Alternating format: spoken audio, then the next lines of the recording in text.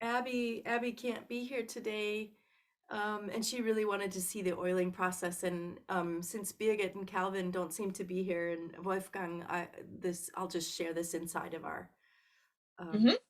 inside of our thing. So, um, I got your question, Naomi, about how long you have to wait before you play them. I'd be curious what Beata knows from recorders. The most important thing is that the oil just has a chance to sort of soak in, and then you can wipe away anything that's left. So basically, the next day it's all ready to go. Is that how you've done it with recorders, Beata? Yes. I think it's more important, really, that the instrument is dry when you actually do the oiling. Yeah. Okay. Yeah.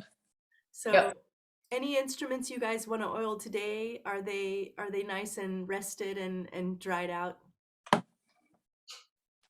Yeah. Yes. Hmm? Very good. Awesome. So, just a few words ahead of time about oiling in general before we get started.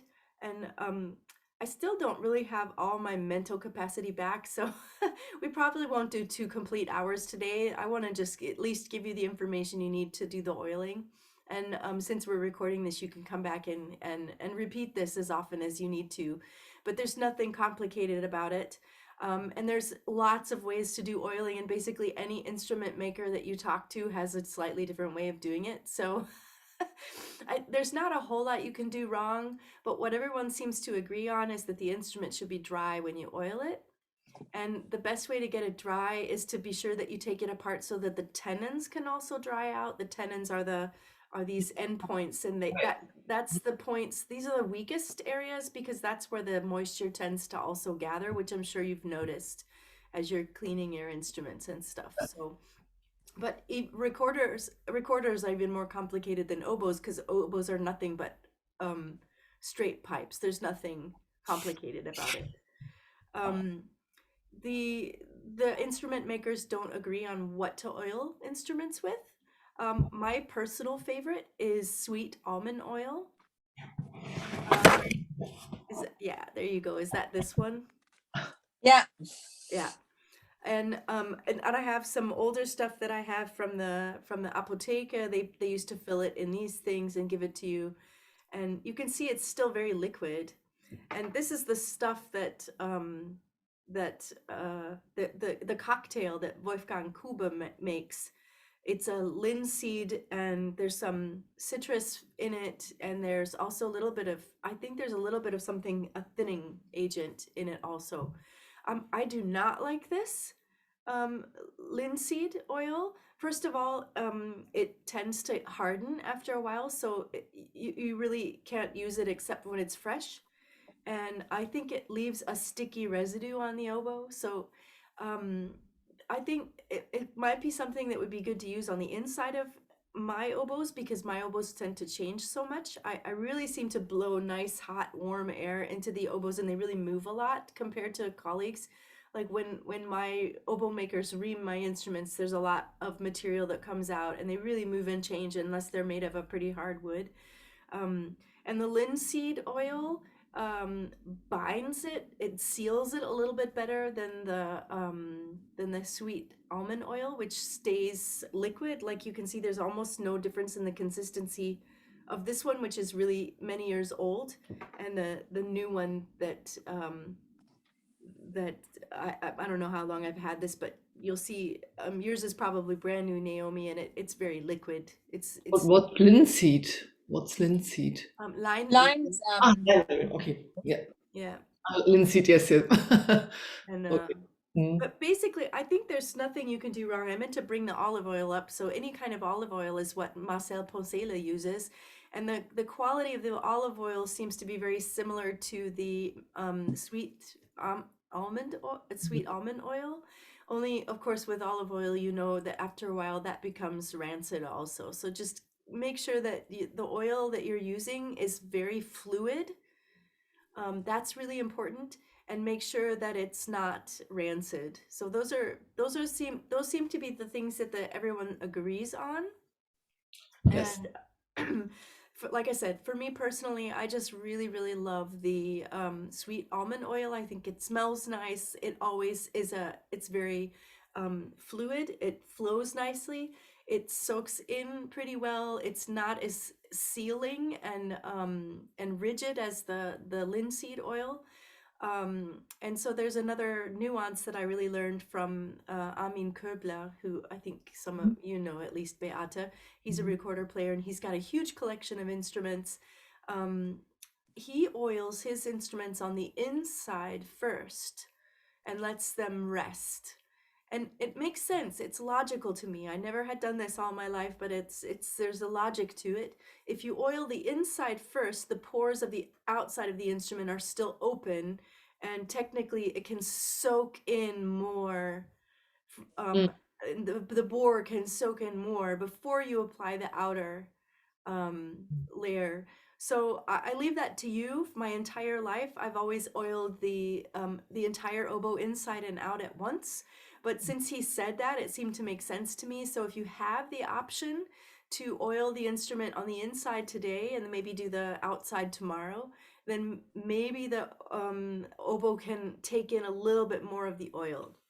That said, all the oboe makers have done all kinds of tests on how much the wood actually takes the oil, and it's truly amazing how little the wood actually takes the oil.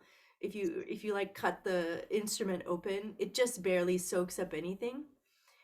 So regardless of what you do, even if you bathed it, so, and that's what some of the makers do, they bathe them in oil. They actually lay the instrument down into the oil and bathe them for over a longer period of time. And sometimes even with, I think, with a heated process. It's enough for us traditionally just to oil them about every half year. Or if it's screaming nach oil after oiling. Mine are screaming nach oiling. Mine are so ready to be oiled. You can kind of tell by the quality of the wood when it becomes kind of dull. I sort of think of it as sort of my snake. He sort of loses his color and everything, and he's just shed his skin, and so now he's all bright and happy. And like those oboes in the photo that I made, which I had taken a picture of right after I'd oiled their exteriors. That picture's old, but they really just gleam like your furniture too. But don't be fooled. Not much of the oil is actually going into the hardwood. It is very, very hard wood. If you have a grenadilla oboe like Wolfram has, and like the modern instruments are, it's almost just on the surface. Nevertheless, people really say they feel the difference in the oboe and how the oboe plays, that they feel like the oboe sort of becomes more alive. And I don't know, Beata, do you feel like your instruments feel different after they've been Yes. oiled? Yes. Yeah. So they do Mm. seem to smile and vibrate a little bit better after oiling. Mm. So the other thing that people definitely agree on about oiling is that you do not want to get the oil on the pads of the keys. Mhm. It won't really damage the brass parts. It might discolor that a little bit, but it's not harmful to the brass bits of the keys. But you'll want to keep the oil separate from the key work. I'm usually just remove the keys altogether. This is a good practice anyway. You want to be good at removing the keys of your oboe. For many reasons, we may need to do that, not just for oiling. And but if you need to do a quick oil on the exterior of the instrument or the interior, of course, also you can also tape up the leather pads or whatever they're made out of with some Teflon. Just seal them up. Just wrap this Teflon around them and make sure that they stay covered. But really, removing the keys is the simplest thing to do. So that's what we're gonna do. And the most important thing as you're removing keys is to try your very best to keep the little rod with its own key. You can't really mix up the keys, they'll only go in their one spot. So as long as you keep, I usually keep these, you guys can see my screen. I usually keep, since there's only two keys, I'll keep two boxes. But one of the keys that I have, so this will be the E flat key. That's the uncomplicated one. And then maybe in this bigger box, I'll put the rod for the top up here, and the rod and the key for the bottom one down here so that I don't mix up those rods either. If I had a third box, I could just keep them all in 3 separate boxes. Does that make sense? Mhm. So, I mean, you've Yeah, done, I didn't know how many pieces there were to these rods. So now you've told me there are 3 pieces to the C key and 2 pieces to the E flat key. the E flat is a simple mechanism. There's only one lever, basically. There's only one Uh-huh. fulcrum, and Yeah. at each fulcrum, there's a rod that holds it in place. Okay. So the E flat key is a simple mechanism. You push it, the key opens. Yeah. The C key is a duplex mechanism. So when you push, it closes, which means it has 2 fulcrums, and each fulcrum there's a rod. Okay. If you look carefully at the C key, you'll see it's made of 2 pieces. So Yeah. here's the simple E flat key. Let me see if I can highlight this so you can see my screen on the recording too. Let's see here, spotlight for everyone. Oh, yeah. So this is the simple mechanism. Push, it opens. It's a direct connection, and there's one fulcrum, and there's the rod right there, inside there. In German, it's called Stift, and we'll push Yeah. it out in a second so you'll see it. The C key is a complex or a duplex system. You push here, this comes up. When it comes up, it pushes the second one so that it goes up in the middle and down here to close the key. So you'll see there are 2 fulcrums where there's a rod here and a Oh, I rod see. here. And what you can see right now, and this is actually a really good view, you can see there's a spring Mm-hmm. here, which both keys have, and we have to be a little bit careful of this when we take them out. Here's the E flat key spring also. That's what gives us the ability to keep the key where we need it until we're actually using it with your finger. And that's another reason you'll need to know how to get these off your oboe. And the other thing that often happens with the oboe, and it may happen after you oil it, that would be unusual, but it could happen that once we build the keys back on when we're done oiling, that the oboe swells and the keys all of a sudden don't move. That's not a big deal. It's very normal.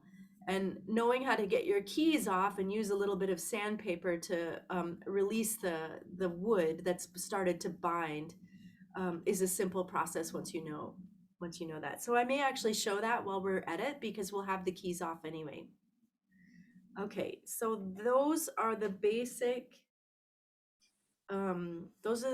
rules about oiling.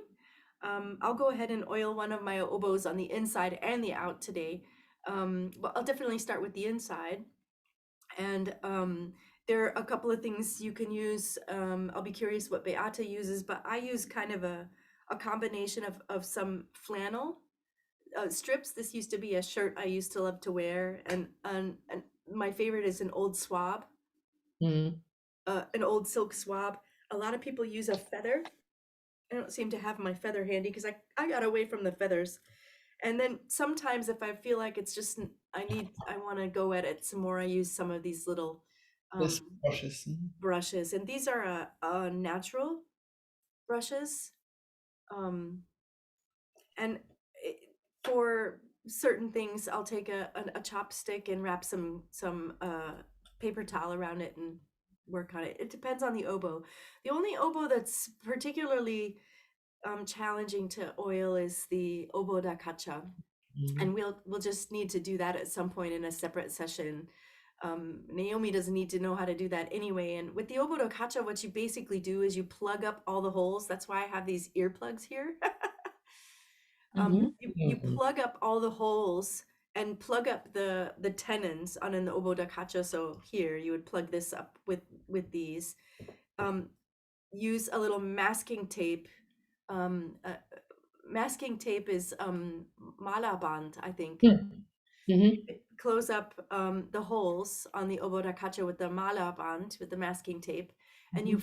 fill the instrument with the oil and allow it to Okay. just sit in you just basically pour the oil in to the Mhm. instrument and then pour it out, and you don't have to oil the outside of the oboe da caccia because it's wrapped in leather, and there are ways to care for the leather, but I would have to ask Wolfgang again what he uses. Probably just some sort of leather care product. You would test a little bit to make sure it doesn't get sticky. I cannot stand it when my oboes feel sticky. That drives me nuts.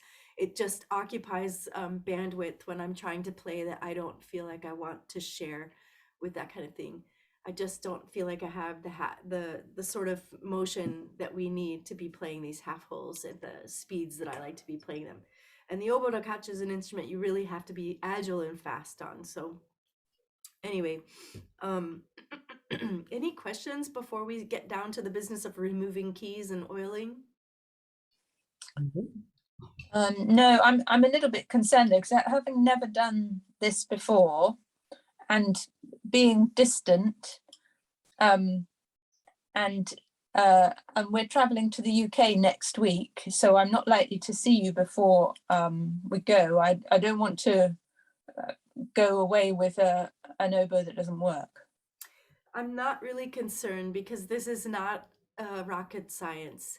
It's a very simple system, and you'll have so much more confidence after you've done it once. Okay. So there's not the worst thing that could happen is that if you weren't careful and one of the rods got bent. But there's with the way I'll show you how to deal with the rods, that's so unlikely to happen. Okay. And even if it does happen, it's such a simple system. All you would need to do is either try to bend the rod back to where it needs to go or find a paper clip that has a similar diameter and shove it in. There's so many things you just have to be creative about if something happens, but it's pretty unlikely. The rods are pretty stable. You'll see that when they come out. So there's Okay. two kinds of rod systems. I'll go ahead and start with that. Were there any other questions? So if you're kind of lucky, you might have this kind of a rod system. This is my classical oboe. So you see there's quite a lot more keys. So this takes a little bit longer to oil. And this one is probably the system you have. You've got the rod in here and it's flush on both sides. But if you're fortunate, you may have these ones that have the little hook on them, so they are easy to grab. You see the hook? It's just bent around, and all you have to do is pull. There's sometimes in there kind of tightly, but that's good. You don't want it too loose because it would just work its way out as you do an E flat trill. It would work its way out, and you don't want that. I can't even push it back in without using I like to use my ruler to push it back in gently. And I really try to get the angle right so I won't accidentally bend it. So then it went very easily. So those are the easiest ones to remove. The new oboe I have from oops, sorry, I messed up my camera. The new oboe I have from Jacqueline Sorrell has these. So all I have to do to remove the E flat key is pull that. Do you see how easy that was? And that's what the pin looks like. So even you can tell by the gauge of this pin, Naomi, unless I really use force on it, it's not likely to get messed up. Okay. It's more likely to get lost on my carpet. I've spent a lot of time looking for these that I've accidentally dropped in here because the carpet is exactly the same color as these bronze pins. Okay. So anyway, the E flat key will come right off like that. And the only thing that I have to be careful now is that you see that the spring is poking up. And while I'm oiling, I just need to protect that spring from being bent and stuff. But you guys are sitting at your work tables. That's not going to happen. And if it did accidentally get bent, it's very pliable and you'll be able to get it back where you want it. And honestly, it's up to you how strong you want this spring to be. You can bend it forward and back and make it the strength that you want it. I like my springs to be very, very loose as they can possibly be and still hold the key closed because I want to be able to trill very quickly and lightly. You get it too loose though and it doesn't keep a seal on the key when it's closed. I'm not going to oil this oboe today, so I'm going to just return the pin in here. And all I did to return it was sometimes this, I got really lucky. When I would return the pin, you see the hole, right? Can you see the hole, both the Mhm. hole where I'm Yes. gonna put the pin, but the hole also on the key? Of course, those Yeah. have to line up, and that's sometimes Yeah. easier than others. And I got really lucky. It slid right in a second ago. Yeah, it slid right in again this time. You can feel when it goes in. And this one's so loose that it slid right in. Now I have to, I worry about this one because it's so loose that sometimes when I played it, it starts to work its way out. And that could happen, that it would actually fly out and leave the oboe, and then I'd be in trouble until I could find something, either find the pin again or replace it with something like a piece of a paper clip or something. So anyway, I'm not going to oil this oboe. I'm going to oil this one, which is more like Marcel's instruments. This is one of the Kuba oboes, and they're totally flush. Mhm. So the question is, how in the world are we going to get these out, right? And Yeah. this one, you can't even see it. So I hope you guys found a nice paper clip. Well, you just have to look. Ah, it's here. And I have some paper clips that are too thick. They don't actually go into the holes. So you do have to kind of dig through your drawer and find the right paper clip with the right gauge. It does have to fit through the hole. Doesn't have to be as wide as the hole, but it can't be too wide because otherwise you're not going to be able to get it out. So the other thing you have to pay attention to when you're doing this is that if on some oboes, this hole is shared. It's not on this one. Mhm. I think it is on this one though. I can show you what I mean. This is a Pensée le oboe. This is not, this is, yeah. On some oboes, this is the rod for the E flat, and this is the rod for the C key, and they have a shared entrance. One goes to the right, one goes to the left. In that case, you're gonna have to figure out which pin to push out first. And the first one is the most important to decide. So I decided to push that one out that way first. Did you see that? Yes. Uh-huh. Now, usually this one's loose again because I haven't played this oboe. This is my 392 oboe. It hasn't had any love in a long time. This pin is very loose. I can just pull it out with my fingers. That's not going to be the case with this oboe that I've been playing over here. So I'm just going to push that one back in. And as I said, I like to use my metal ruler to make it flush again, because a finger can't quite do that. With the Kuba oboe, they don't share the hole. It's two distinct holes. So I'm going to do this one first. I'm going to use my pin to push it out. And I'll actually be able to grab this one, but if I couldn't, this is what I usually do.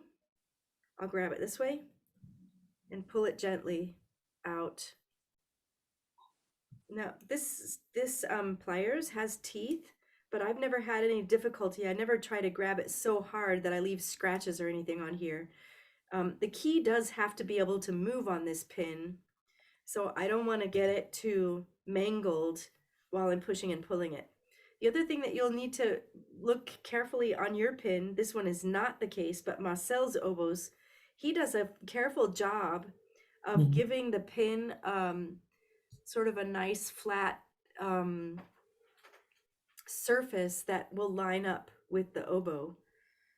Can you see that on yours, Naomi? Mm-hmm. So he slices it kind of like a rhombus. Yes. Yes. And this one's rounded. This one's just rounded. So sometimes I will put the pin in on my Pensée oboes and then realize I've kind of got it in backwards. So I'll push the pin out again and turn it around. So you just have to Mhm. see how it sits in the oboe. But I'm telling you, even Naomi, if you don't get that right, that's a purely aesthetic thing. Okay. And should not have any bearing on its usefulness. But if Mhm. you are having trouble with the key sticking for some reason and it's not the wood, you think it's the pin, then just try turning the pin around. Okay.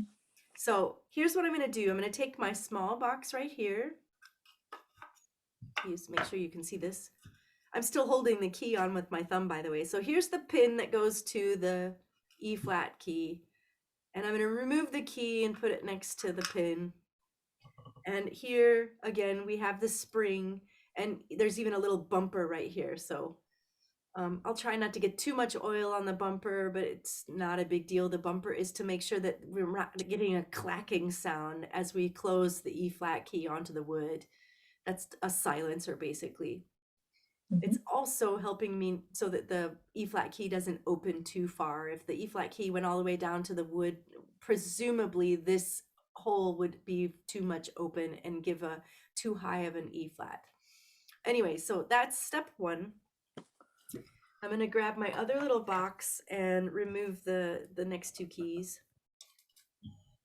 Now I've lost my little, there it is. Okay. So it doesn't really matter which way I push out the C key now because I've got the E flat key off already, but I'm going to do it this way. So pushing with the thing again, this one I don't have to grab with the pliers because it's loose enough. I can get it off here. But now I'm going to pay attention and place this onto the far right side and pull this out. It's easier, by the way, to remove the top of the C key or the great key first and remove it because it has a little male part that goes into the little female part. So remove the male part first. And then this one is still hooked in. There's no spring on this one, so it should be free moving. The whole spring action happens up here. So this key is just floating around with no purpose and no connection right now. And then it's the same process to remove this key. My pin doesn't move at all. Yeah, that happens. I'm so surprised. I can't believe my pins are moving this easily. So I'll talk about that in just 1 second. As I'm taking off my pin and removing this, and it's a little stuck in there, so I lifted it out carefully. So I'm keeping these two pieces far to the left and these two pieces far to the right and hoping they stay on their sides so that I don't have to try to figure out which pin goes with which hole. Just try to keep those the same. If you get them mixed up, again, it's not the end of the world. The oboe just needs to work. So push whatever pin in you need to. If the pins are super stuck, then there's a number of things that I've done. Mostly I've been able to use the paper clip. Sometimes I just have to really anchor it and push it into the hole and really put some force. But the trick is if you slip, you'll scratch the wood, and of course you don't want to do that. So it's just really a matter of working it and try it from both directions. So if you can't get it moving on this side, try to get it moving on this side. Is there any give in it at all? And the other thing I try to find is if it's really super stubborn,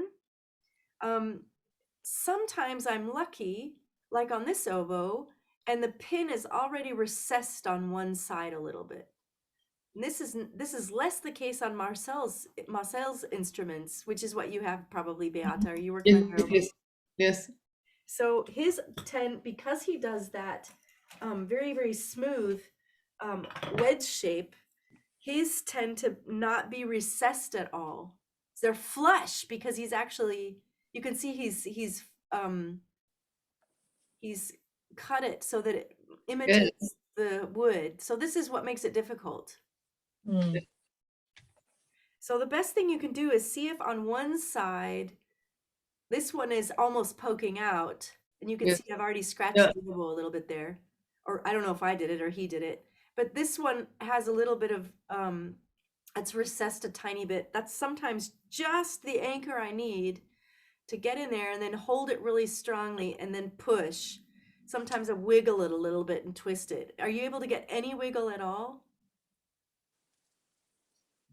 I'll try it. No. Are yours really stuck, Naomi? Yeah. No. See, mine are all loose because I haven't been able to play for a week. Your oboes are probably more swollen than mine. But you have to use a little bit of elbow grease And you can push the pin as hard as you want. There's nothing's going to happen to the pin. You can't possibly injure the pin while it's in its canal. The only thing you have to be very careful about as you're doing this is slipping and Yeah. scratching the wood. So Yes. do your very best to keep it anchored with your thumb on top of the paper clip. Another thing I've tried when it's been super tough is, you know, those iPhones, they come with that little pokey thing. Mm-hmm. That works really nicely too because it's made of steel, I think. Sometimes it's a little harder, a little tougher than the paper clip, and it's a little easier to hang on to. Mm-hmm. It's also a little pointier than a paper clip. The other thing that I've used if I'm super stuck is, let's see if I can find one. This one's not a good example. I'm looking for the sharp one. These are different files, and some of them have a really pointy tip. So this is these are files. And again, I would just be really careful to not injure the wood. But anybody who's been playing the oboe as long as I have has a scratch or two on the instrument. War wounds, so to say. Are you guys having any luck at all? Nope. No. Is there, do any of the little openings have a slight recession?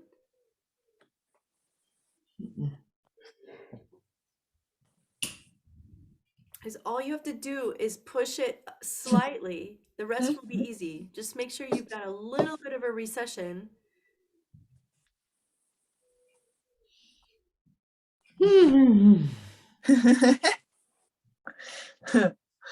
And try all three of them. Go for the easiest one first, because once you've done it once, you start to understand what will work.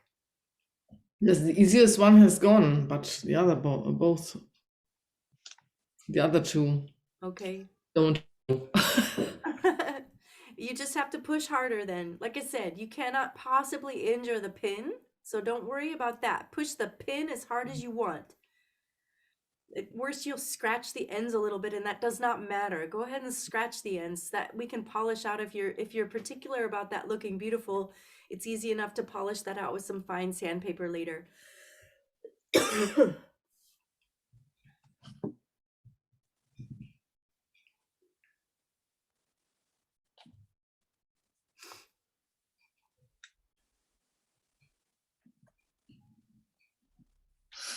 You guys feel free to show me what you're dealing with if you think that will help. Probably won't help me much, but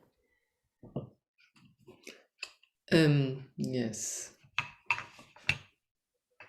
They're so flush with the instrument. It's do you guys have a nice strong paper clip that you're working with? yeah, I'm bending the paper clip. Yeah. Do you have It's a strong one, though. Oh, good. I'm trying to but they don't want to move. They're happy where they are. If you have any sort of very strong pointy thing, I even have a crochet needle that's very, very fine. What's that? A crochet, Häkeln? Ah, Häkeln? ja, da muss ich, ja, okay, Only oder? if it's a really super tiny one. I've got Anything loads of those. Yeah, Anything you can put, you don't have to put it does that I in think that it's- case it can be a little bit thicker than the actual hole, because the most important thing is to get it pushed a tiny bit in. And the rest you can do once you get it a little bit moved, you can do the rest usually with the paper clip.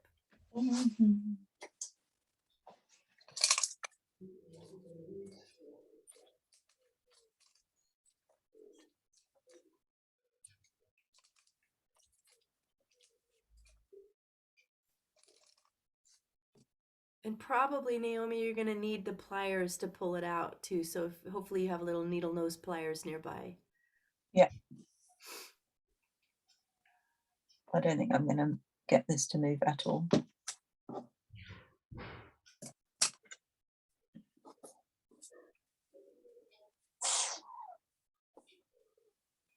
you look pretty. You got pearls on and your hair done and All for oboe oiling?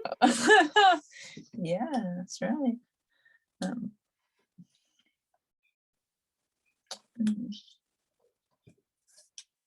No, and I really don't. I know what it's like when you put too much force on, and then all of a sudden it skids off, and then end up with a big graze. I don't want to do that.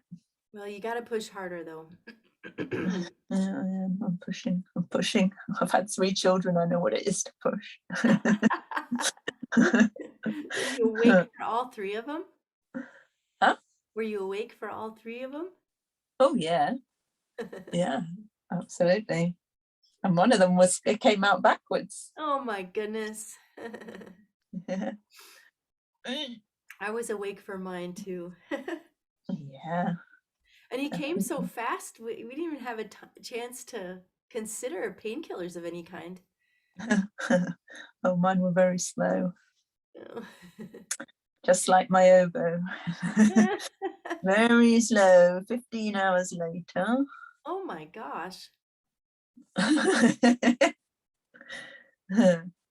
So you've tested negative. Yeah, I tested negative. That's good. I don't really Was that today? Yesterday. Uh-huh. I don't feel very good yet. No, you sound very thick in the clear, as they say. What does that mean? Coldy. Oh yeah. Shame you missed all the beautiful weather. Well, I watched it from my couch. Yeah. Nay, that's exactly what I didn't want to do. Did it move anyway? No. Beate, can you turn your camera? It's probably an iPhone or something.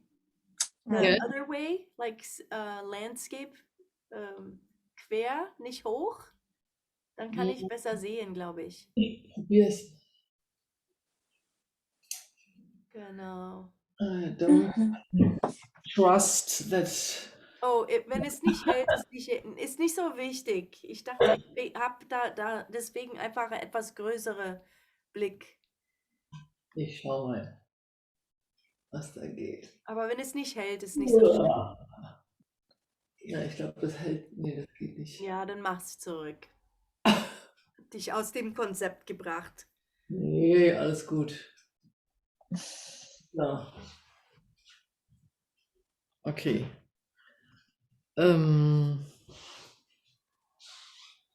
Just to taking all my needles I have. Yeah, and like I said, to actually get the pin out, you need something that's small enough to go through the canal. But to Yes. get it moving, it doesn't matter. Just do whatever you can to make it. There you go. Did you get it? Did it No. move? I'm not sure in which direction I have to move it in the double hole, you know? No? Oh yeah, and the double hole. Yeah, that's the other thing. I guess I didn't mention that because it seems very logical to me. But let me highlight mine again.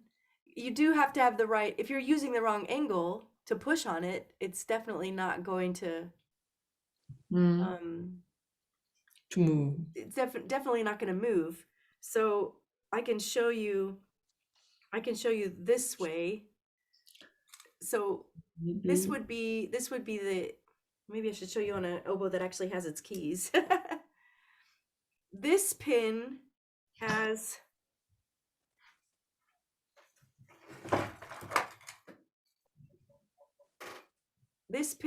this angle. So are you guys certain that you're pushing with the angle of where the pin is? You can see that, right? I'm sure Yeah. Naomi's smart enough to see that too. Yeah. And this one has this angle. So there's no point in me pushing it this way because I need to push it this way. But because you guys are both dealing with those flattened ones, the ones that have been polished, I find that sometimes I can kind of push down on them this way. This one is like that. See? So I can kind of push it instead of doing this, because then it'll just slip like Naomi's worried about. Yeah. So I kind of will just, all I need to do Yeah. is get it more recessed. So in this case, this one actually moved when I did that. I kind of pushed on the skinny end. You can't see the skinny end, but you know it has to be skinny, right? Mm. There's the pointy end.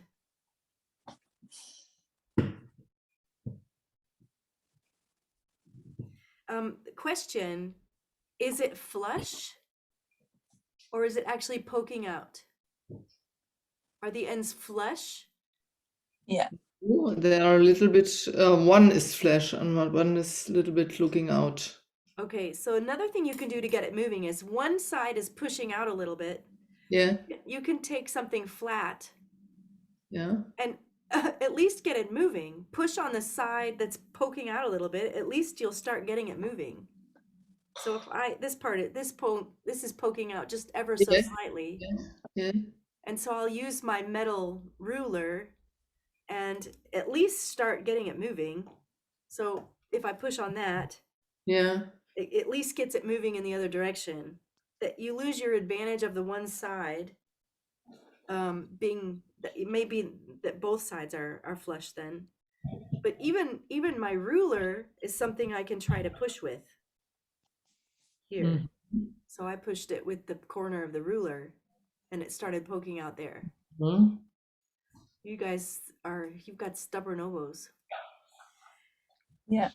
The alternative is you let it rest for more days. My guess is you quit playing last night at the last minute, Naomi.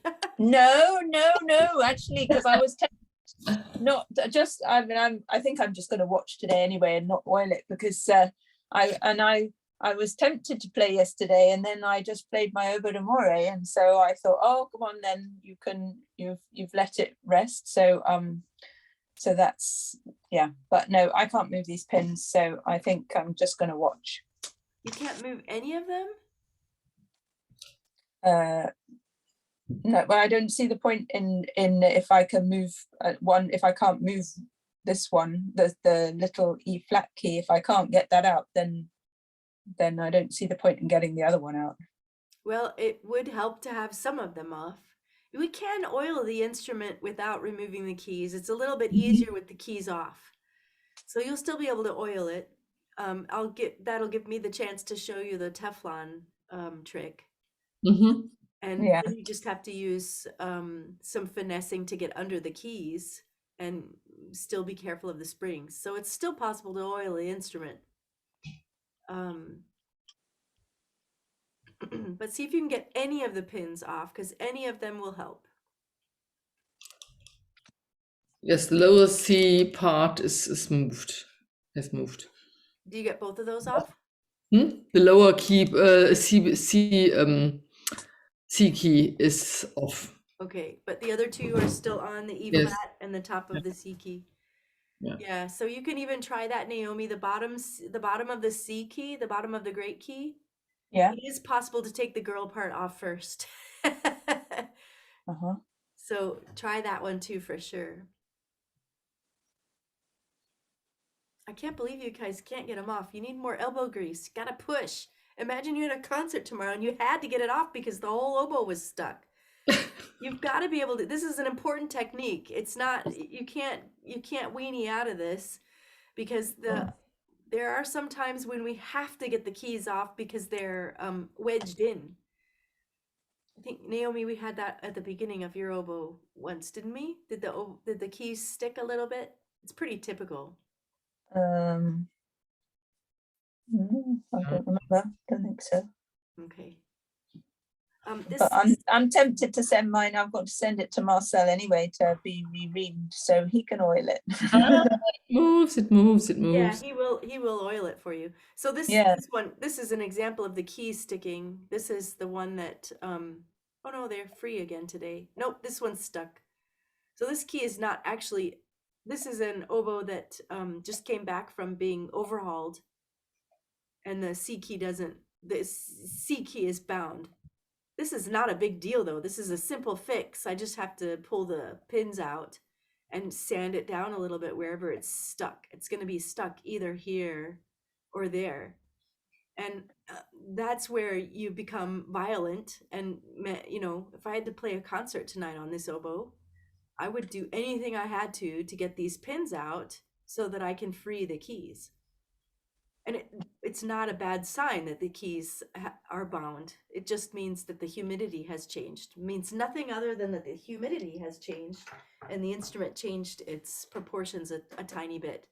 And the makers always try to keep those as tight as they possibly can, because the tighter they are, the less noise the keys make. So it's always kind of a trade-off.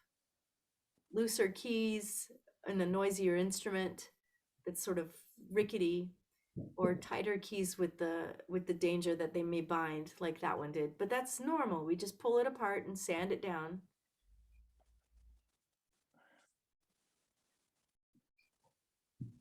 I mean, I can see Beate, and Yeah. if the way that Beate is doing this, I would not get it out. So basically, if I had a pin that was stuck, I would have it. Let's see, I probably show it in the big one. Let me show you here. I have to spotlight this one. How do I do this? Replace spotlight. So I would take my pin and use my whole body, basically. I would pin it against myself and push like the crazy woman that I am, like this. I couldn't put it on the table and push. I don't have the leverage, like the way that you're doing it, Beata. Ah, but it comes. I've got Oh, it. good. Yeah, mine's moved. Yes. It's I would use my whole body with my left thumb. I would Yes. Yes. I've got it. It's moving. It's moving. Phew. Oh, blimey. I didn't realize that this was not a for the faint of heart. Well, I got it a little bit out now, so now I need A to. little bit is good. Then you can Oh. there's lots of ways once it's moved a little bit. And even if it's, let's see, wait, I have to make it big. I can't see it. You're too small. Oh my gosh, that's perfect, because now you can pull the rest with the needle nose. With the plier. plier thing. Yeah. But are those the wire cutters? Those are wire cutters. What you need is pliers. Oh.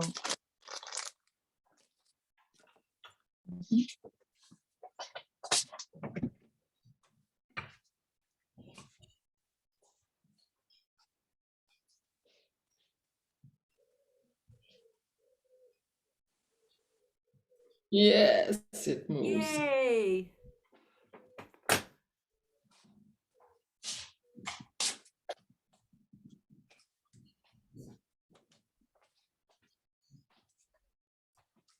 Now you can grab it and just pull it as straight as you can. And while you're at it, kind of twist it as you go, in the hopes that you'll loosen up that canal a little bit. So it'll be a little bit easier to push in later. I think I might need to push it out a little bit more. These pliers are quite fat.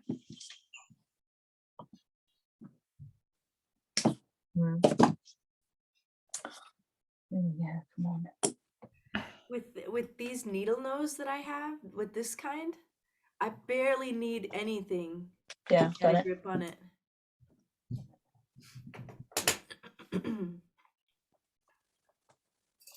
Whoa. Yay! Like Yay! pulling a tooth. Hey.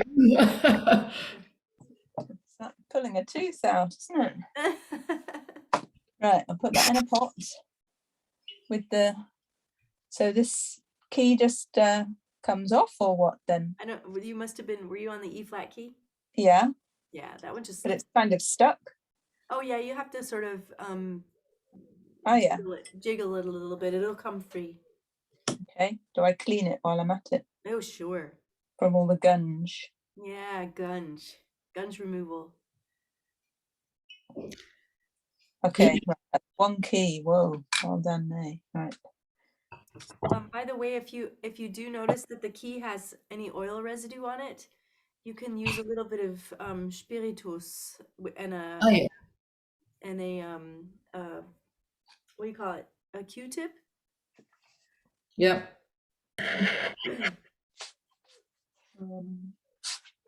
Find another pot to put the other one in. I managed to get the other one out. Right, so here's hoping. All right, so first of all, the top bit, yeah? Yeah, but in your case, just get whichever one you can. It's a little easier to take off the boy part first, but either part will come off Okay. first. Mm,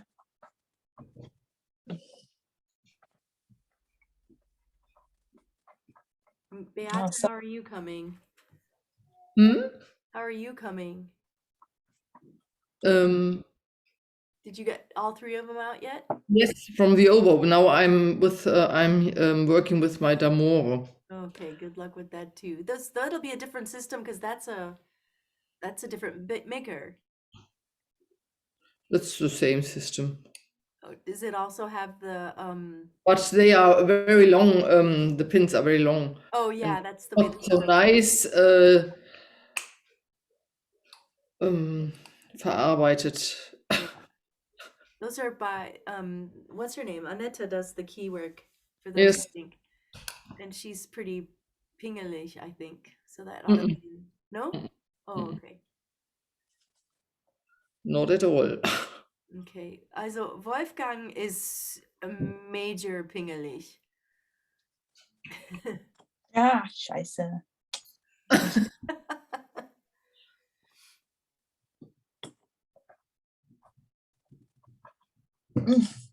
Well, can I get this to move? No.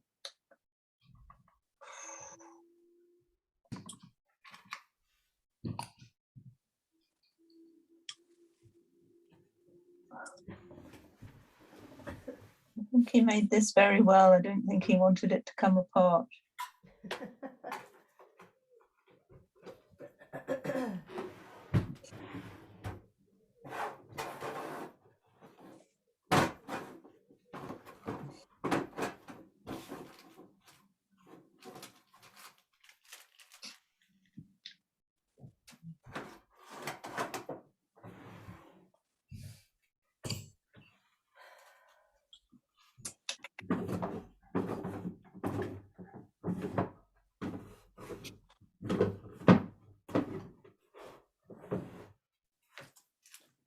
No, no, no.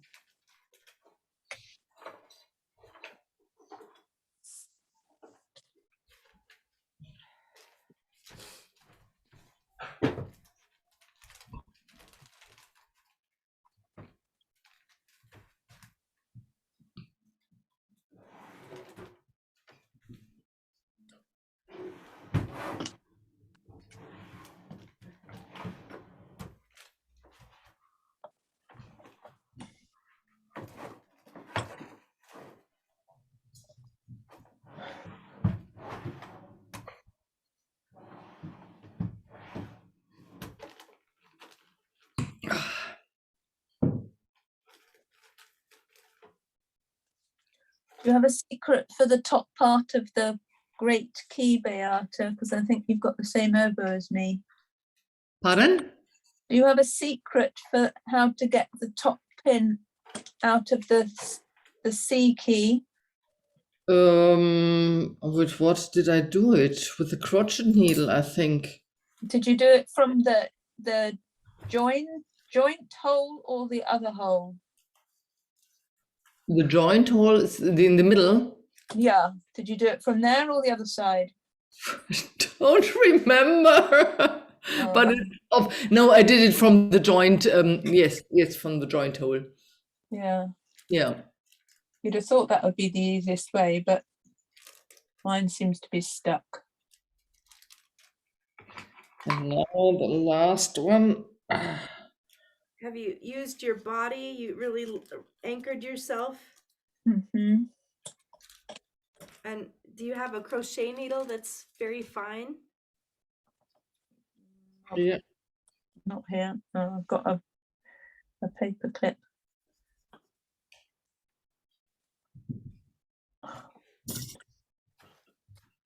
I have got a crochet Because I needle. think Beata ended up using something that gave her more grip than the paperclip. Mhm. At I least shall. initially. Yeah, and with the what's the lineal? The ruler. Ruler, yes. Was also a good tip. I'll try a Good, sock needle. because it's very strong.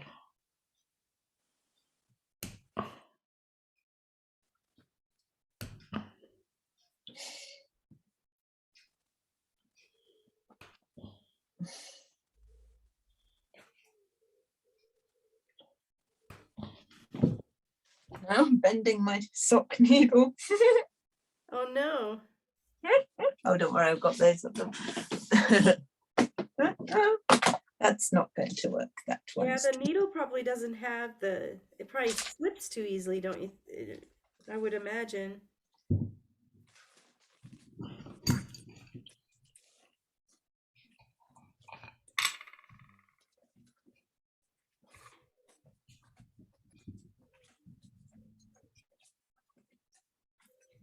What I don't know is how Marcel gets the keys so gleaming. I don't know how he cleans the keys. I should ask him how he does that. It gets them so shiny. They come out of they come out of the package singing their own C major chord when I open them. La!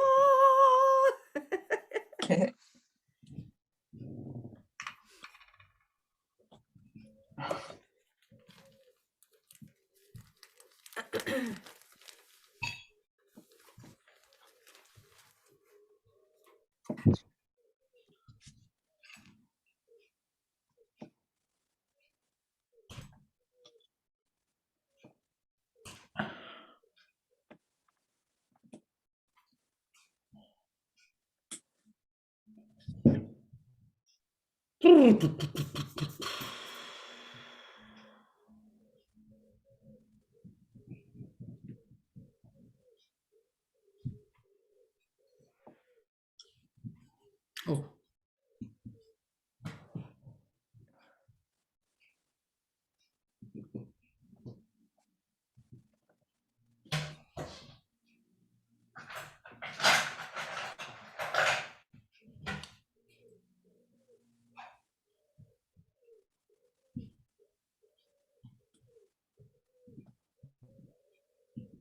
Oh,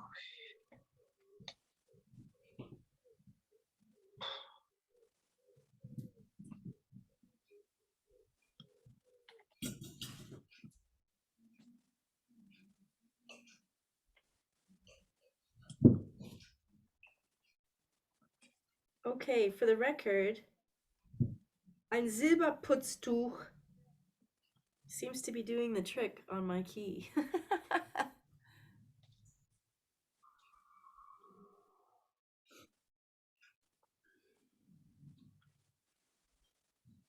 oh, nice. It takes a little elbow grease.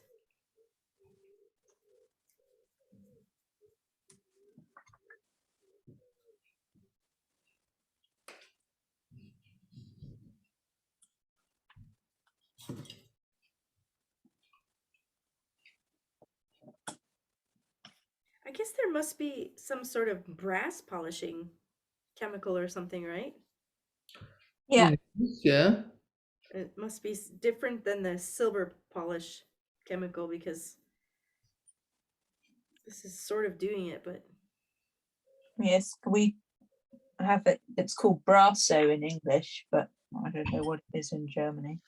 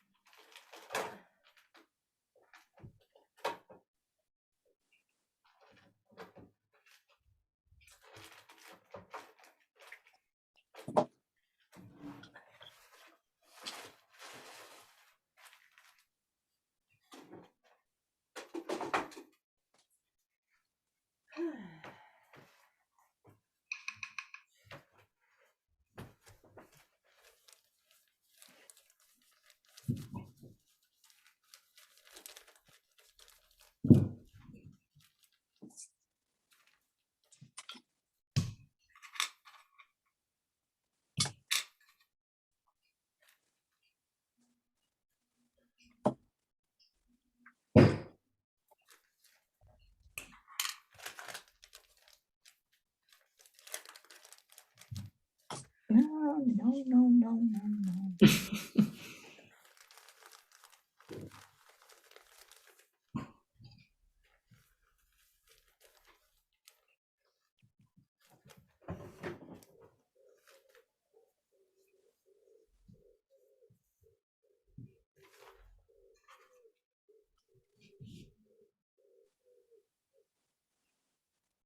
Okay, I'm not going to waste anybody's time anymore because I'll just watch Okay, and then I'll already. demonstrate the Let's go on. you can still oil. I'll demonstrate how you can fix it up with the Teflon or washi or whatever. Teflon's probably better because it's waterproof.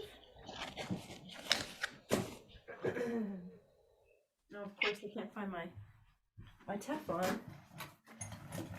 1 second.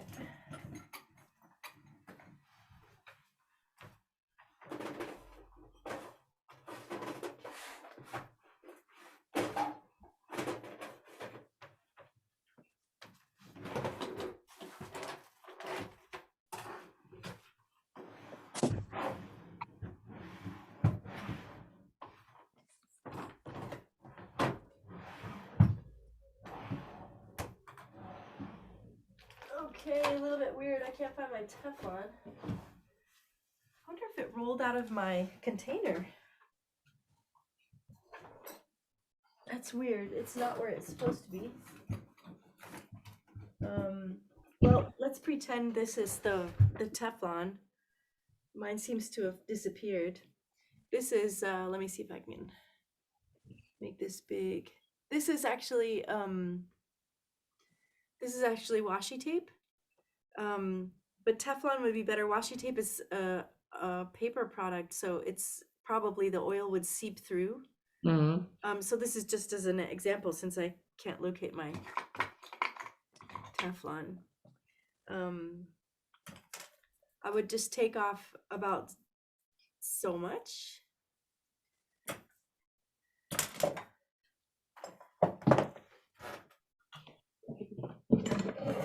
And then it doesn't matter which side you use on the Teflon because it's the same. It's through and through the same material. But as you can see, the Teflon that you have should be wide enough to cover the entire surface area of the pad, the key. Mm-hmm. And then you would just wrap the key like this with the Teflon. And the Teflon really only sticks to itself. So you just have to have enough so that it will wrap around. And with the Teflon, which its original function, of course, is as Dichtungsmaterial, you can rest assured that as you're putting oil through the middle of the oboe and stuff, it will just get on the Teflon, not on the key. So you're pretty safe this way. If and we can use a cloth to get some oil under here. So if I'm using a cloth like this that's soaked in oil, I can pull it through like this and get it under there. The only thing that's going to be hard to oil is this part under there.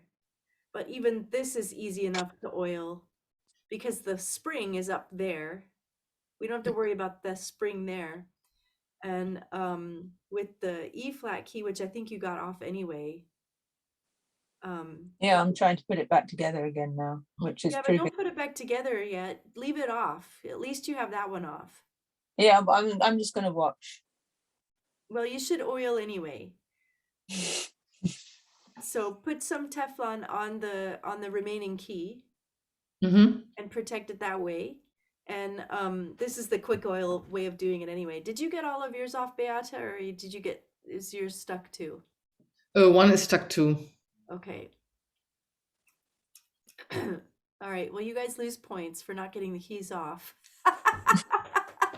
But only from my d'amour. The keys of the oboe are off. Not that I'm using a point system, but if I were. Because that's one of the things you just have to be able to do with your instruments. is be able to get the keys off if you need to. If you know, Mm. if I'm Yeah. at 15 minutes before the start of a concert, God forbid I should need to remove a key for a purpose, but I need to know I can do it.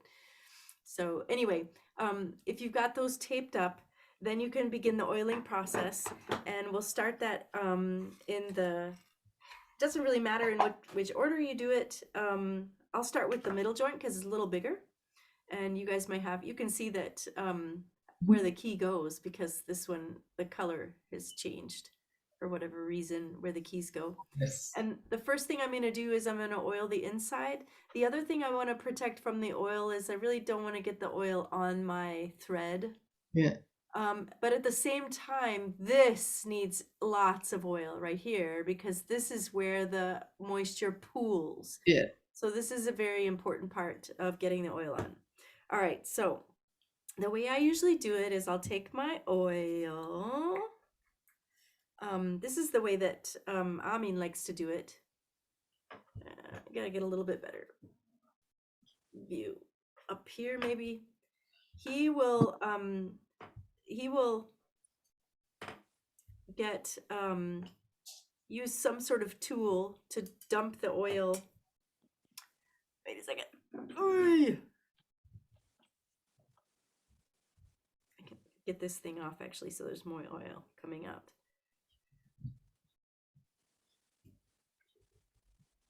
Take the little stopper off so I can get more oil out. Okay, so he'll actually take put a dab of oil in the end like this, fairly generously, and then he'll pull the swab through. And I know I can tell already that I didn't use enough oil. My oboe's so thirsty. So hopefully you can see it on the big picture up there. I'm just pulling it through on the, pulled the thing through. And now let's see if I can get this lit up, because you'll see that the oil's just not been distributed yet. See? I mean, look how dry my oboe is. It's just thirsting. So really, I can even dump oil around all the sides. Just repeat what I did pretty generously and pull the swab through quite a few times. Or, you know, if I get really lazy, I can even just go in here and start pushing. I could even dump this in the oil and push it through. Because right now it's okay if it's caked and dripping. We'll remove the excess oil.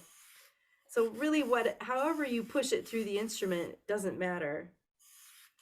This is Sorry, I have a bit of an emergency here. I was trying to get my pin back into my E flat key, and it's bent. Oh, okay. That was the, hang on, let me look at it. Can you bend it back very carefully? Hang on. I have to make you big. Stay put for a second. Replace spotlight. Yeah, okay. So with 2 pliers, you can do the best you can to unbend it. That's the only issue that I was concerned about. Yeah.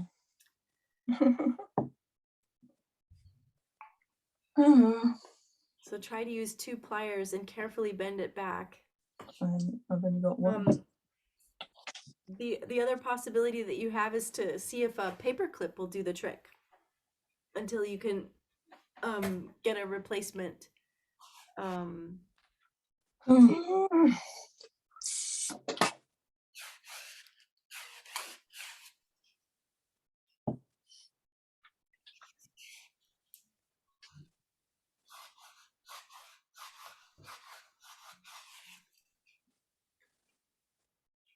So this is still looking kind of dry. You can tell if you look through it.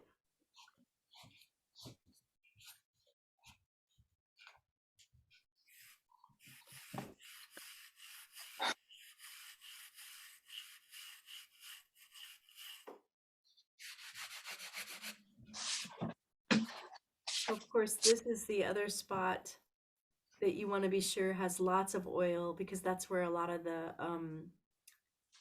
the moisture sits down inside there in that little shelf. Mm. So that should, there's usually a lot of grunge in there. So if you want to clean that up, you can go in with a Q-tip or something and clean that out, or a paper towel with a chopstick or something, and clean that out if some grunge has, when I put my finger in here, I can feel there's the oil is just dripping. There's way too much oil in there, but I'm going to leave it in there for now. And I'm caring for this end. You can see it's super shiny. I'm making sure that's got a lot of oil on it. So this is positively dripping on the inside, but I'm going to let it start soaking up and work on the top joint too, and do the same procedure basically, where I put some oil in the end. How's it coming there, Naomi? Did she leave? Oh, she went to go get some pliers, I guess.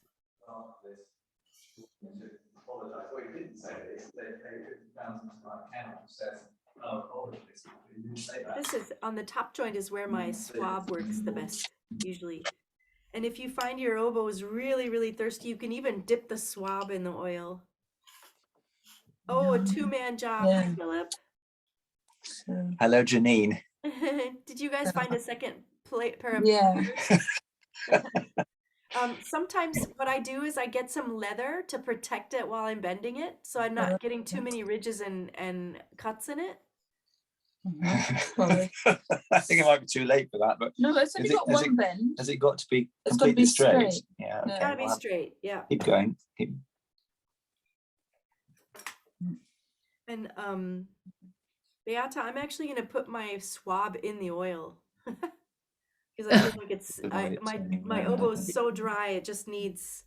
My also is so dry It's almost because I hate oiling. I put it right in the middle. Yeah.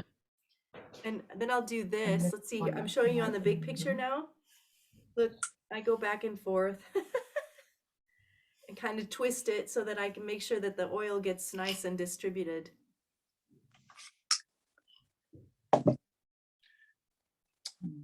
And then you could do with put it on a metal plate or something. Just in the middle. Yeah, or just in the middle. Yeah, that's a good idea. Oh my goodness, it's so dry in there. Yes, it seems quite good. I don't know. It was. You might, I couldn't get it in anyway. So what you have about to that? What fit it about that through other here. thing?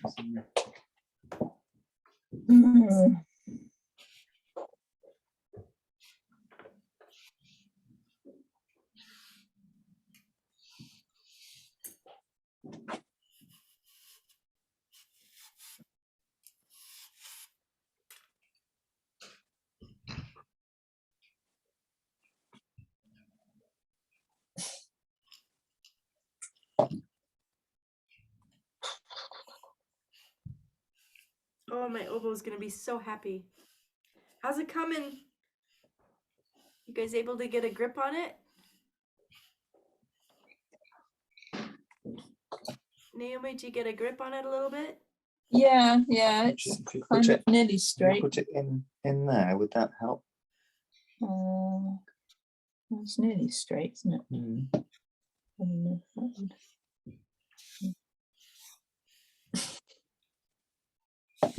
That's good. Yeah. So now I've just got to try and so it goes through there and that sits. It's getting through that. It's very difficult to get it out. It was very stubborn. Just see if I can make the hole a bit bigger, like that. And then I can see where it's coming through. I can see it coming through. Yeah. And that's got what's got to go through, isn't it? The whole of Oh, I see. that thing. Beata, were you able to get enough oil in it? Yes, I think so. I had to go. I'm The gonna go a Damor fourth is a time. very rough inside. Yeah, I'm feeling like I need to. I'm Right. adding more oil for the fourth time Yeah, I keep slipping. so that it'll get super shiny and slippery inside. And Yes, I say the Damour is so very rough inside it. yeah, Then it Oh. doesn't want to move. The Matthew pin used to doesn't say move. that Hans Peter Westermann makes his oboes using spoons. Yeah. Going. No, it feels like it's still hitting hard. I'll move it a Not little sharp bit. more. knives, but Yes, yes, spoons. now it's shining.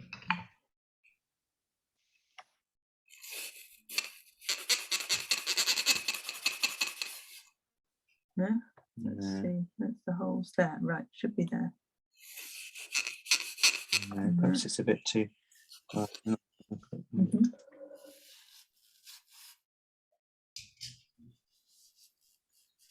So got to get it. Yeah, it's those small hole. Mhm.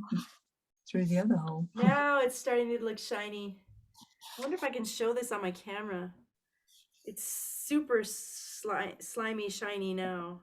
No, you can't really see through it. I have to light it up on the other end. I'm not sure how to do that. But if I look at it into here, it all of a sudden looks like glass. That's So in it's there. super Just, slimy. so I just won't, use I them. won't leave it Oh, like that's that. what I did before, so careful. That's where it bent. That shouldn't be like that.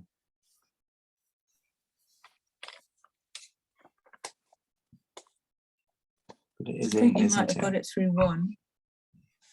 What is it? Is it There are another? two. There's one on the other side. Let's see. So that's, yeah, I think you got it through one, Mm. but Yeah. so fine down there. Are you guys working on getting it back in now? Yeah, I don't know why It's you don't in- oil the oboe first. Why are you putting the key back on without oiling it? because I'd like my oboe back how it was. Yeah, but you haven't even This is oiled it. traumatic. This is.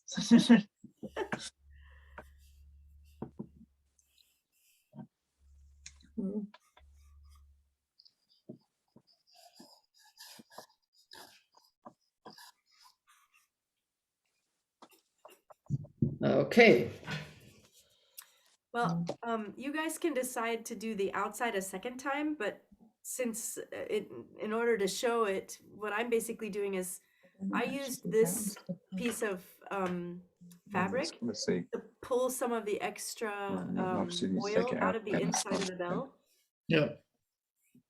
And there was so much excess oil inside the bell that I've got enough to start oiling the outside of the instrument with. I do No. Shuffle it out. I have so much on my hands, I'm actually just going to oil it with my hands first.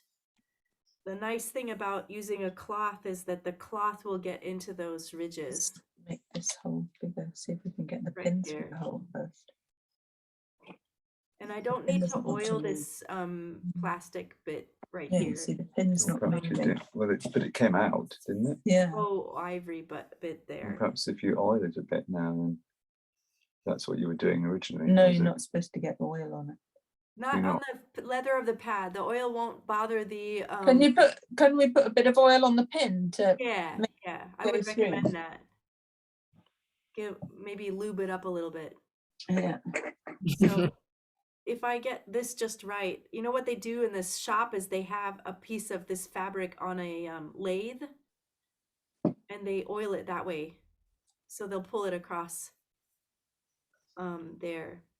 So a little bit of fingernail motion, I can get that all the way there. Now this is super juicy. I'm gonna have to wipe that clean because that's excess oil.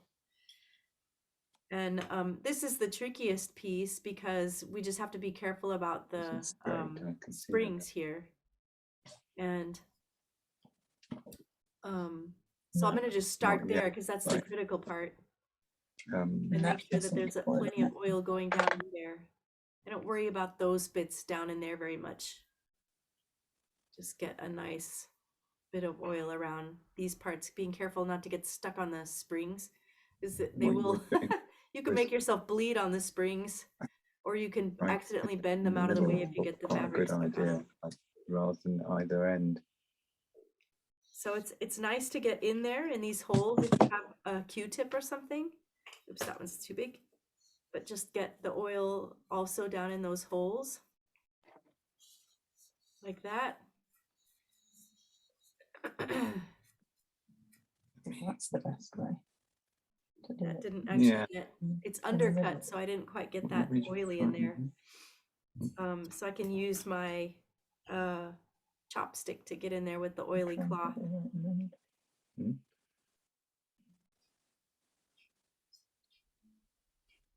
It's not going to cut it or anything.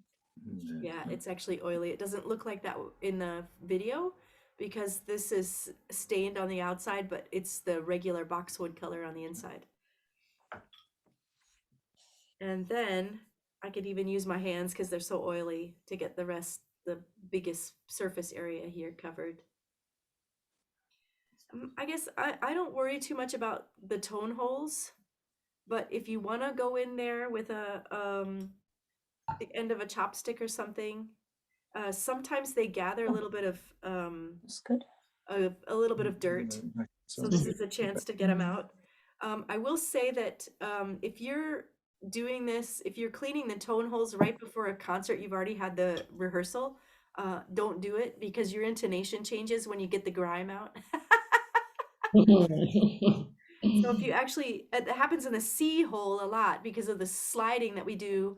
A lot of times there's dirt that collects in the C hole, and we just get used to it because the intonation doesn't change much, but you get used to it. And if you open the right before the concert, you get the grunge out of the C Wasn't hole. keen coming out. The intonation will just be sitting differently than where it was when you were rehearsing. So I definitely say wait till you're not doing a Sorry.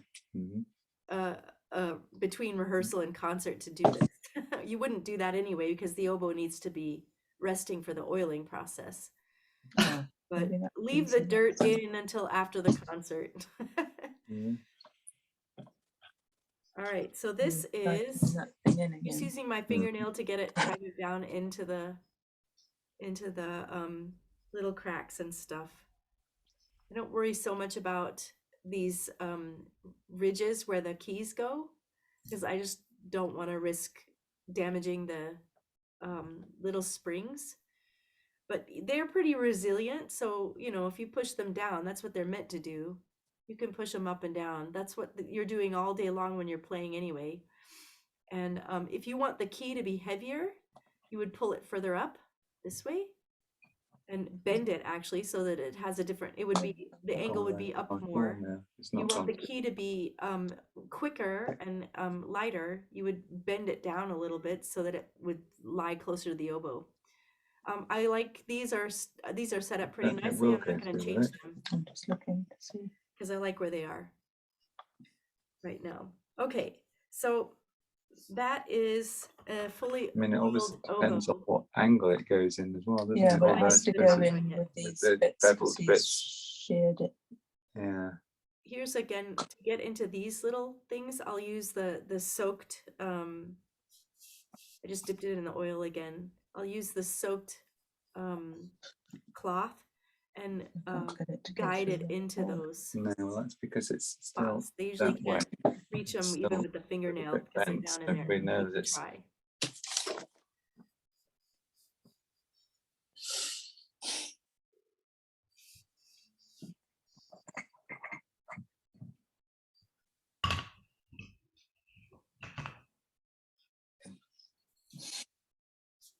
Hey, my happy oboe. How's it coming, you guys?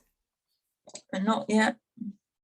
we're still working on straightening the thing. Oh, okay. Did you try? Will a piece of a paper clip do the trick?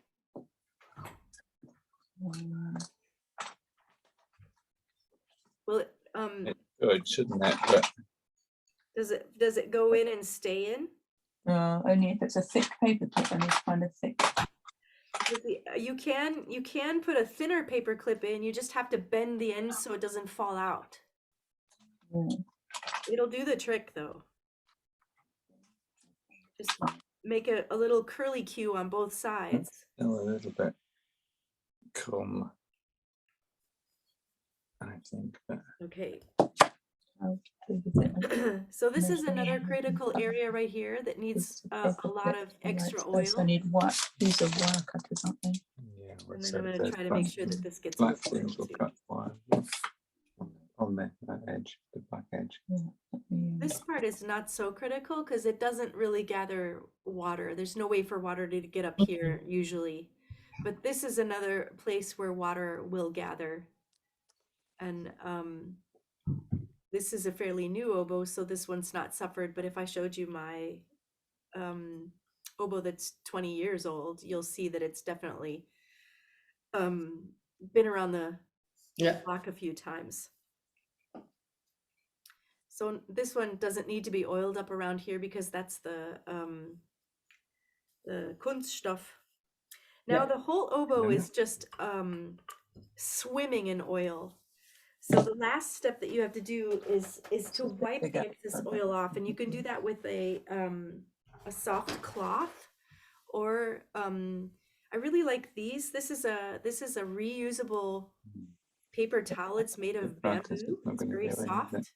I just got it at the Edeka actually, and it's very soft. I can toss these in the washing machine and reuse them. And then They're basically built like paper towels. With this, I'm going to wipe off the excess oil on the outside of the oboe. So that could be if we don't get it right. I don't understand. It's got a and out of the yeah, inside it's got a little bit of a action on the end. Yeah. I got so much oil inside of this bell. It's unbelievable. It's really super oily. See, look at how it's just going in and out anyway, like a mirror in there. Are you supposed to take them off or not? Yeah, for oiling it. Yeah. So I'm getting the excess oil off as Maybe you're best not I supposed can to take here. the pin right out. Or Yeah, right yeah, off. This was under Janine's instruction. Yeah, I'm sure. But, well, in which case then, is this the oboe or the oboe d'amore? I can't tell. Oboe. Yeah. So Marcel maybe made it a little bit too. He made it so it wouldn't come off. Yeah, but it should. Well, the oboe probably is swollen also. Okay. Mm-hmm. Yeah, that just happens. It's normal. I don't know if you can see the difference now. So now the excess oil is finally wiped off. Mm-hmm. Can you tell it's less like a mirror inside there? Yes. And it's great to show you on this bell because It won't come out. Do you want me to do this that? is what the rest of the oboe looks like too, but I can't show it on the camera. Okay. When I look through into the light, I can see it, but I can't show you on the camera. So this is just your example. I'm looking for that sort of like when your skin is moisturized. It should just be nicely moisturized. So here's what the oboe looks like where the excess oil has been wiped off compared to the oboe that's just still completely covered in a really slick layer of oil. You can actually see the difference. Yeah. Yeah. So, and that's exactly what I'm going for on the inside of the oboe. But like I said, I can't really show that. Oh my goodness. So my top joint was like a mirror, but it's not anymore. It soaked it in, guys. So it's definitely not like a mirror on the inside like it was when I first dumped all the water in. Not water, oil. And at this point, what I need to do is I need to actually clean out the inside so it's not so oily too. And actually, I'm not happy with my tools here. I think this is going to be too thick. I need something thin enough that I can shove it up into the oboe and wipe it off. I think this might be a little too thick. We'll see how far I can get up in there. I've got a chopstick inside of here. See? Mm-hmm. I'm wrapping it around a chopstick, but I'm gonna have to see if I can tear this actually. Yeah. I'm just gonna tear it so it's not so thick and I can stick it up in there to clean off this works with a paper towel too, a regular paper towel. I like this material here. So what I'm doing now is I'm using a fresh towel just to wipe off the excess oil, and it's giving me a chance to sort of spread it around. And I'm looking through to see if it's working. I have to go through this side too because it didn't reach all the way up. See, if I push this up to where my hand is, it doesn't go all the way to the top of the oboe. You got to be careful to make sure that you're getting all the way in on both sides. Another alternative is to have a second extra swab that's fairly free of oil to pull out the rest of the oil. And I can look through the oboe and I see that it took on the same texture that the bell has. So this is what it looks like in the top joint now. I can't show it to you in here because I can't get the light from underneath. That's what it looks like. What I may do in the end though, and this is what Amin taught me, is I'll take, even though I wiped the excess oil off, I'll put a little bit of extra oil and leave it that way on the tenon. We always give our tenons a little bit of extra TLC. All right, so I can wipe the outside of the oboe now. Excess oil off. By the way, I don't try to get into I don't usually go too much into getting the extra oil out of the these bits. So just use your good sense. If it's really pooled in those, then get your fingernail down in there and wipe them clean. But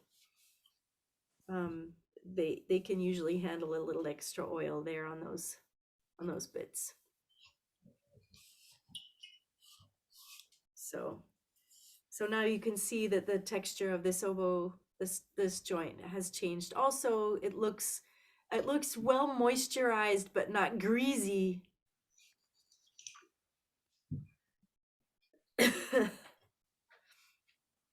And then the same with this one. I'll go in and get the excess oil out of the inside. And the same with this one. Oh my gosh, it was like a mirror on the inside. And it's amazing how much of that oil actually did get soaked in. So it's not as juicy as it was when I first oiled it. Did you notice that happen with yours too, Beata? Yes. It was super slick, and then you come back a minute later and it's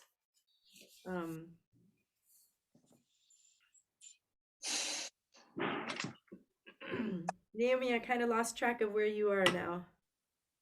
I'm in distress. What's the step? Are you still trying to straighten the key? The pin, yeah. The pin? Yeah. And the paper clip idea as a yeah, well, like I can get a piece of paper clip to go through, but it's quite loose. And if you bend the sides, you can get the paper clip through the key too, right? I haven't tried that, but I'm sure, yeah. It might actually hold it. Try that because there's pressure from the spring, so it won't be as loose. It should be loose if all you did was stick it through. So try it with the key. The key has the spring on it and will bring a certain amount of tension with it as you push it through.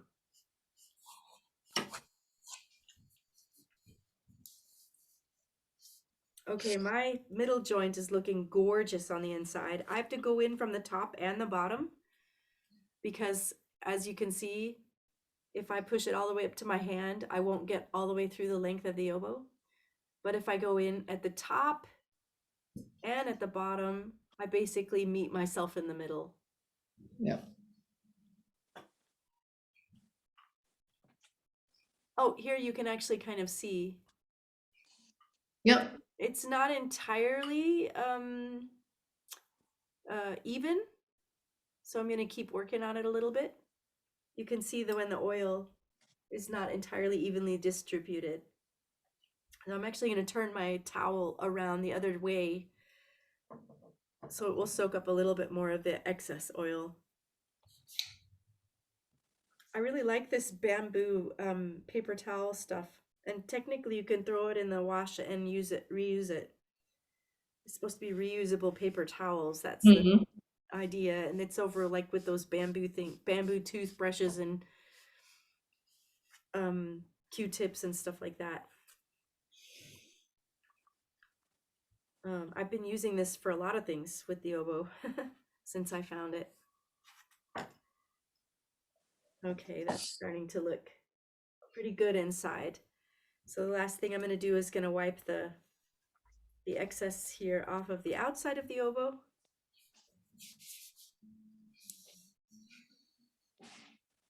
I think amine lets, like I said, lets the oil soak in overnight. I wouldn't do that with the linseed oil because it hardens.